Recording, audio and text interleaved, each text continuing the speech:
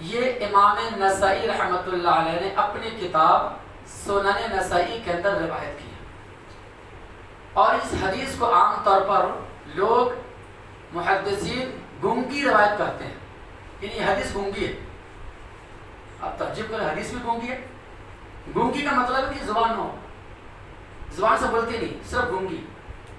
ایک آدمی گنگا ہوتا ہے تو کیسے بات کرتا ہے؟ اشارے سے نا۔ دیکھو، تو کمال کی بات یہ ہے کہ سب سے پہلی بات یہ حدیث گنگی، اس میں زبان سے آواز نہیں، کچھ نہیں۔ اور دوسری بات ہے اس حدیث کو امام نسائی رحمۃ اللہ علیہ نے نقل کیا۔ اور تیسری بات یہ ہے کہ امام نسائی رحمۃ اللہ علیہ نے اس حدیث کو کتاب الطلاق، جہاں طلاق کا بیان وہاں پر ذکر کیا۔ اور کمال کی بات یہ ہے کہ طلاق کا تو، جو شروع کا ایک حرف ہے تو، اس حدیث میں ایک بھی تو کا لفظ نہیں آیا، بتاؤ۔ لیکن امام نسائی رحمۃ اللہ طلاق میں ذکر کیا، کیا مطلب بتانا چاہ رہے ہیں؟ باب الاشارۃ المفہومہ یقع الطلاق، اس کو ثابت کرنا چاہتے ہیں۔ آئیے پہلے حدیث کا ترجمہ سن لیتے ہیں تاکہ بات سمجھ میں آسان ہو جائے۔ حدیث کے راوی سیدنا انس بن مالک رضی اللہ عنہ، وہ کہتے ہیں کہ رسول اللہ صلی اللہ علیہ وسلم کے پاس ایک فارس کا رہنے والا پڑوس تھا، نبی کا پڑوس، نبی کے پڑوسی میں رہتا تھا، وہ شخص رہا کرتے تھے۔ لیکن وہ آدمی جو تھا وہ سالن بہت اچھا بناتا تھا، کھانے کا سالن، گوشت کا سالن ہو، مچھلی کا سالن، کوئی بھی ہو، شوربہ بہت اچھا بناتا تھا۔ راوی حدیث کہتے ہیں وہ طیب المرقہ، سالن بڑے مزیدار، ذائقہ، لذیذ، ٹیسٹ، ماشاءاللہ، کہ ایک بار کھا لیا تو ہاتھ پھرتے رہنا، انگلی چڑھتے رہنا، ہاں ایسا سالن بہت اچھا بنا۔ فارس کا رہنے والا تھا نا، نبی کا پڑوس تھا۔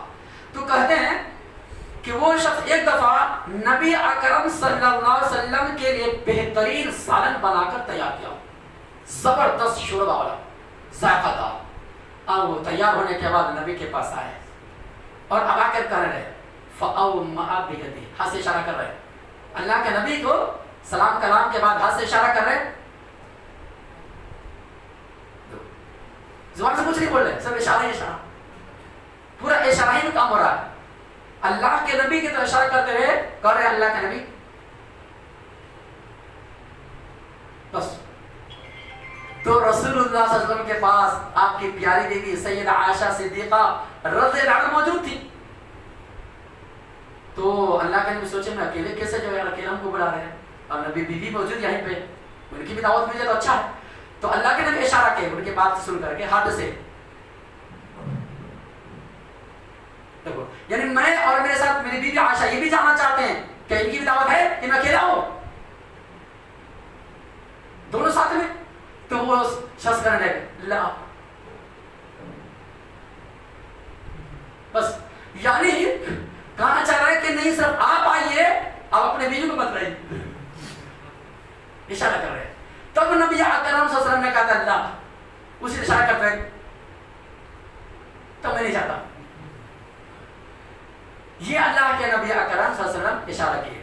اب اس حدیث پاک میں دیکھو، قابل غور بات یہ ہے کہ امام نسائی رحمۃ اللہ طلاق ملا ہے، لیکن طلاق کا تو لفظ بھی ایک نہیں آیا، پھر کیسے ثابت کر رہے ہیں؟ امام نسائی رحمۃ اللہ علیہ دراصل یہ ثابت کرنا چاہتے ہیں کہ دیکھو دنیا میں ہر طرح کا انسان ہے، کوئی کالا ہے تو کوئی گورا ہے تو کوئی لمبا ہے تو کوئی ناٹا ہے، کوئی لمبے قد کا ہے تو کوئی چھوٹے قد کا ہے، کوئی حبشی ہے تو افریقی ہے تو کوئی امریکن ہے، سب ہر طرح کا۔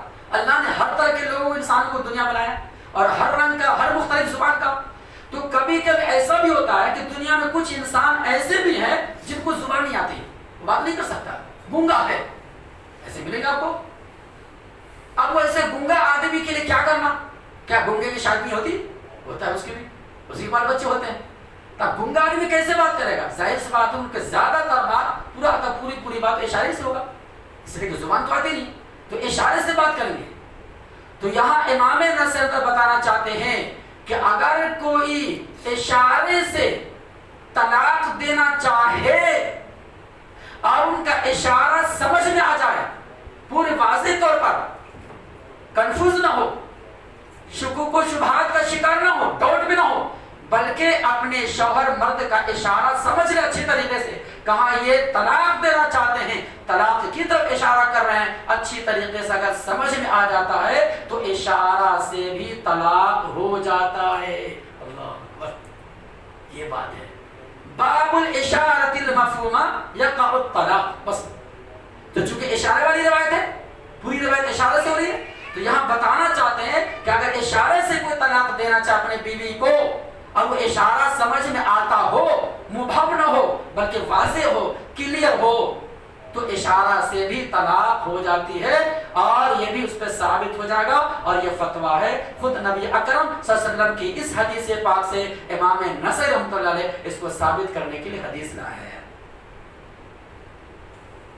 اور اشارے سے، کنایہ سے بھی اگر کسی کو ضرورت پڑ جائے سمجھانے کے لیے، کہنے کے لیے، تو زبان تو ہے ہی ساتھ میں، آدمی ہاتھ کے اشارے سے بھی استعمال کر کے لوگوں کو سمجھایا جا سکتا ہے، لوگوں کو بتایا جا سکتا ہے، جیسا کہ اس روایت سے ثابت ہو رہی ہے کہ اشارہ اور کنایہ بھی عرف عام میں استعمال ہوتا ہے۔ ہر جگہ، ہر معاشرے کا اور ہر جگہ کا الگ الگ کلچر رہتا ہے، کہیں کی تہذیب الگ رہتی ہے، کوئی الگ طریقے سے رہتے ہیں، کہیں کا لباس، پوشاک، رہن سہن، کھانا پینا الگ رہتا ہے، اور کہیں کا الگ رہتا ہے۔ اس کے حساب سے کبھی عرف عام کا بھی اعتبار ہوتا ہے، سماج معاشرے کا بھی اعتبار ہوتا ہے کہ وہاں پر کیا کلچر ہے اور کیا تہذیب ہے اور کیا لباس پوشاک ہے، اس کے مطابق بھی فیصلہ کیا جاتا ہے۔ یا اس حدیث پاک سے امام نسائی رحمۃ اللہ علیہ اس کو ثابت کرنا چاہتے ہیں۔ اللہ سے دعا کرے اللہ تعالیٰ ہم تمام مسلمانوں کو دین کے صحیح سمجھ اور نیک عمل کی توفیق عطا فرمائے۔ آمین یا رب العالمین۔ سبحان